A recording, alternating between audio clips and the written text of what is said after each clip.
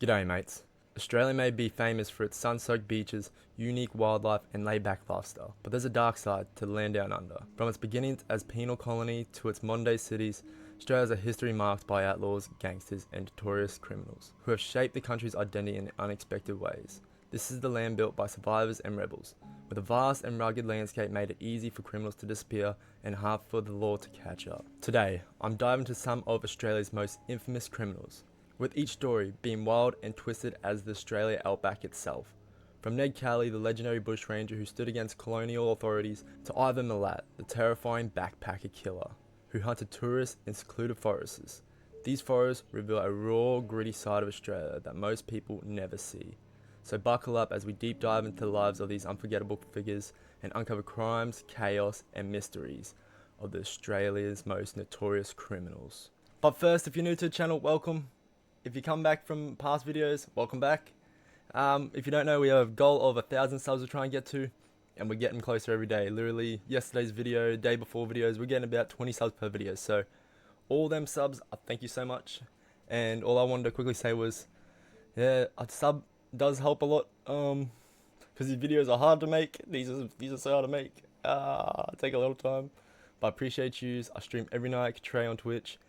And if you enjoy these videos, make sure you drop a like, subscribe, comment any more videos you want me to do, or any other type of videos you want me to make. And that's it. This is going to be a very, very deep dive because I'm from Australia myself and I want to do this. So let's get straight into it. Ned Kelly was born in 1854 in Bedford, Victoria, to a family of poor Irish immigrants who faced constant discrimination from English authorities. His father, a convict, died when Ned was young, forcing him into an early life of hardship. At age 11, Kelly saved a drowning boy, which earned him a hero sash that he wore under his famous armour years later. But poverty and social resentment steered him into petty crime.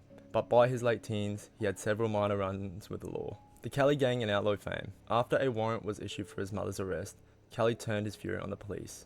In 1878, he formed the Kelly gang with his brother Dane and two others, Joe Byrne and Steve Hart. They camped in the Australian bush and committed daring heists, including the famous robberies of Eura and Geraldine. At Geraldine, he left behind the Geraldine Letter, an 8,000 letter word manifesto condemning police corruption and defending his actions as a response to injustice faced by the Irish immigrants.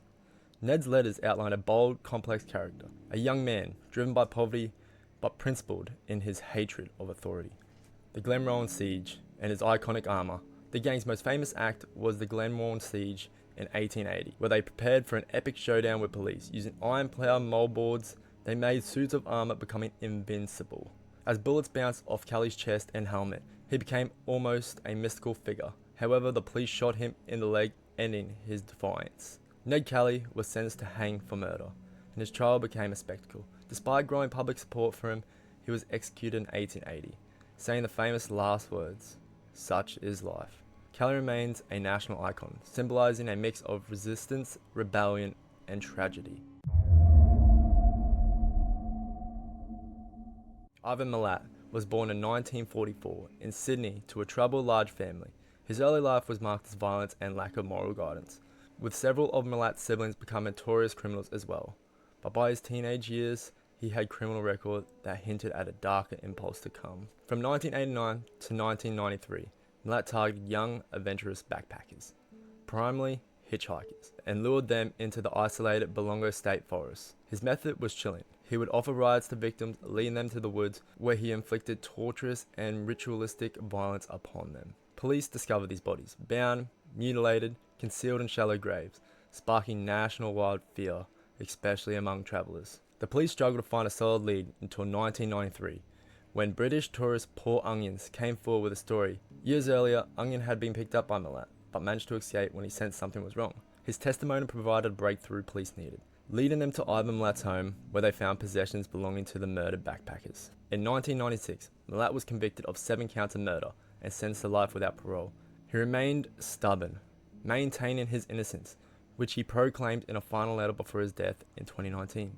Milat's story haunted Australians and changed how people viewed hitchhiking. The Belongo Forest became a place of eerie fascination, and his story inspired films like Wolf Creek, ensuring his dark legacy remained part of Australia's culture. Chopper Read, the gangster with a sense of humour. Mark Chopper Read's early life in Melbourne was shaped by violence. Bullied in school and abused at home, he claimed he committed his first stabbing at the age of 17. Read was no ordinary gangster. He was as witty as he was brutal. His flair for storytelling would later make him a household name. Read claimed to have been involved in kidnappings, assaults, and hits on rival gang members, but his reputation often preceded him. He insisted he only targeted criminals, especially drug dealers, positioned himself as a vigilante within Melbourne's crime world. In one infamous incident, he cut off his own ear in prison, saying it was to get moved to mental health unit. Stories like this, violent, extreme, and sometimes outlandish, only lend him his legendary status. Though Chopper's body count remained unclear, his enemies in the underworld feared him. He created a mystery around himself, blending facts with fiction. The accuracy of his claims are debated, as Chopper exaggerated details to entertain and provoke people. While in prison, Chopper wrote Chopper from the Inside, where he documented his escapades in a blend of dark humour and criminal philosophy. His tale struck a chord, turning him into a best-selling author. His personality captured Australia's curiosity about criminals, and the movie Chopper, starring Eric Bana, cemented his anti-hero status. Read died in 2013 of liver cancer, but remains a cult figure. His unique story, a brutal gangster with a knack of self-promotion, has made him one of Australia's most famous criminals. Kathleen Folbigg, the mother convicted of infanticide. Kathleen's life was steeped into tragedy from the beginning. Her father killed her mother when she was an infant. Raised in a foster care, she experienced difficulty in childhood, which later influenced her behaviour and mental health. She eventually married and started a family, but this path took a horrible turn. Between 1989 and 1999, Kathleen's 4 children, Caleb, Patrick, Sarah, and Laura, all died under mysterious consequences before age 2. Doctors initially suspected sudden infant death syndrome, but Kathleen's diary entries and inconsistencies raised red flags. One entry where she described losing control and hurting her children was particularly damning. Prosecutors argued that she smothered her children. In 2003, Kathleen was found guilty for 3 counts of murders and 1 count of manslaughter, resulting in a 40-year sentence. Despite the verdict, many wondered if medical science had adequately explained her children's death. In 2001, scientists revealed genetic mutations in 2 of the children that explained their deaths, raising doubts about her guilt. Her case has now since become a focal point for debates on genetics, maternal grief, and potential wrongful convictions. Kathleen still remains in prison, with her supporters advocating for her release. Whether she's guilty or not, her story is a tragic explanation of motherhood, justice, and the limitations of forensic science. Carl Williams, the king of Melbourne's underworld. Born in 1970, Carl Williams became a small-town drug dealer in Melbourne but quickly rose in power due to his youthful ambition. He took over the methamphetamine market using violence to eliminate rivals and assert his dominance.